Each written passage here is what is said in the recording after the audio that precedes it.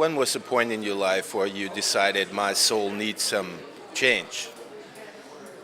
I think that happens every day a little bit. I remember when the network we just had toured with the Rolling Stones. I thought I needed a break from that. I was planning on taking a year off, and that ended up just turning into not working with the band anymore at all. And then I wanted to get into theater and film acting. That was another like soul-searching thing where, as opposed to me writing the text, I was working with other playwrights. Dialogue, and so that kind of freed me up to just kind of live the character and not have to be the creator of the character. And then after that, I bought a nightclub, which I thought was going to be a great adventure for introducing electronic music to the rock and roll crowd and rock and roll music to the electronic crowd. And it worked well. It worked so good that it became the biggest party every weekend in Portland, Oregon for a few years there. So much so that it became detrimental to my health. I got kind of sucked into that nightlife, and that's where I needed to make another change, because I was basically either going to die doing this or I was going to come out of the ashes of that.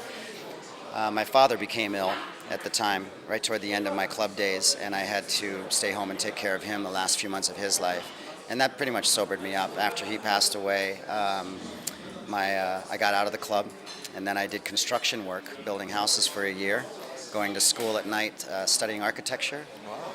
And after a year had passed and my mother was okay with my father being gone, because I'm an only child, so I just kind of had to hover around the home, I went back to India, where I had gone 12 years earlier. And that's where I met a couple Tibetan monks there, and they invited me to live at the monastery with them. And I spent 4.5 months there. I almost became a monk. I mean, I loved that lifestyle. It's probably the most satisfying part of my life that I've had, where there's no stress except for that you're trying to become a more compassionate person each and every day, and more humble. You're doing all your own cooking, you're cleaning, you're washing your clothes up in the rivers, and you're studying about how to resonate humanity's soul into a more positive space. So. And you wrote songs there. Yeah, that's where I first started writing music again, was in Dharamsala. You've worked with some really enormous people like Bill Graham. Mm-hmm. Remember those days? Very much so.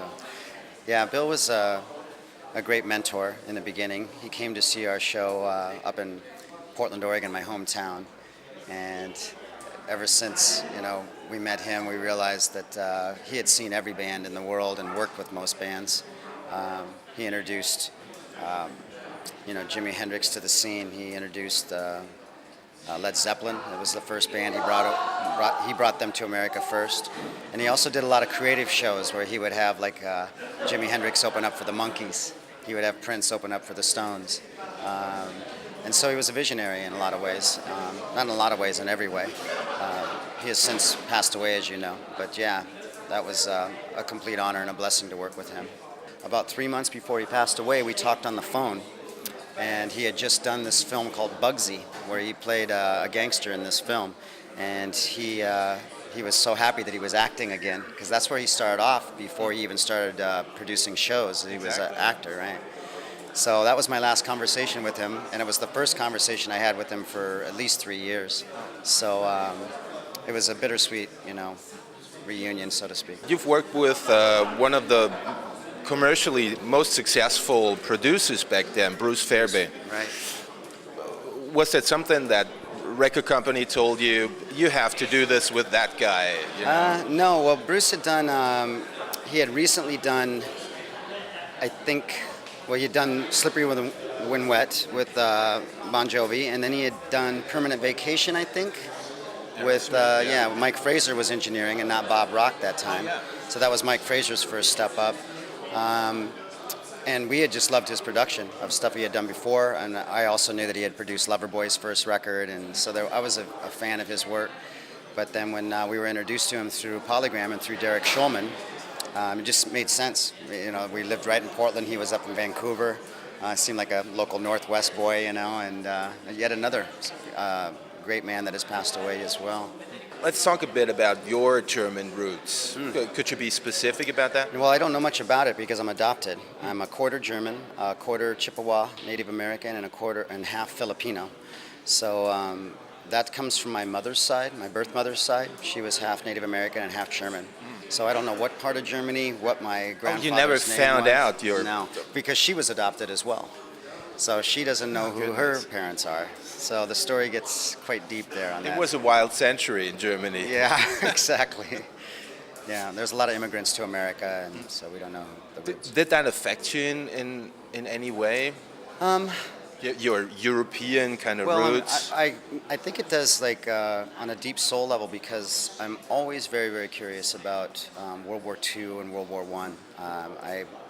I read and I watch, and I'm always asking questions about the roots of these conflicts.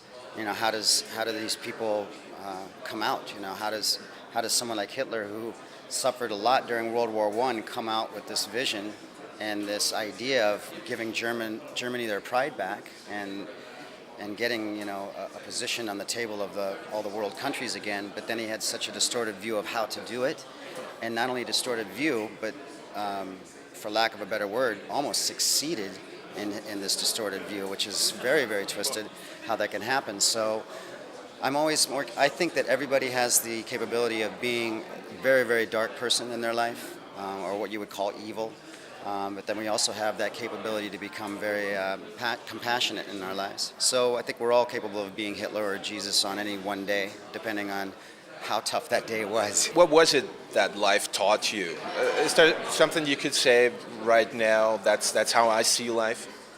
Yeah, I think the biggest lesson that I've learned in the last 20 years is that all of humanity is interconnected, that we all live in one country as opposed to hundreds of countries. We just erected these invisible borders out of fear and out of greed and trying to maintain some kind of ego or sense of power.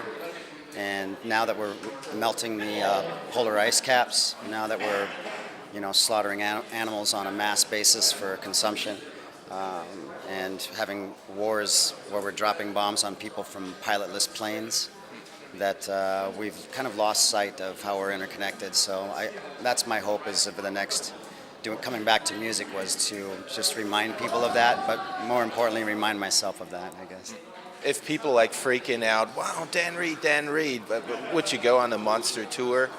Or do you have any plans where to stop? Well, I would like this, if this music touches enough people to demand us playing for 1,500 people or 10,000 people someday, then that means that the lyrics and the melody and the intention of this music has purpose. So if it'll either work out that way or it won't. I know that if people do want to hear this music, that I'm here to stay now, and I'll play as long as people want to hear this.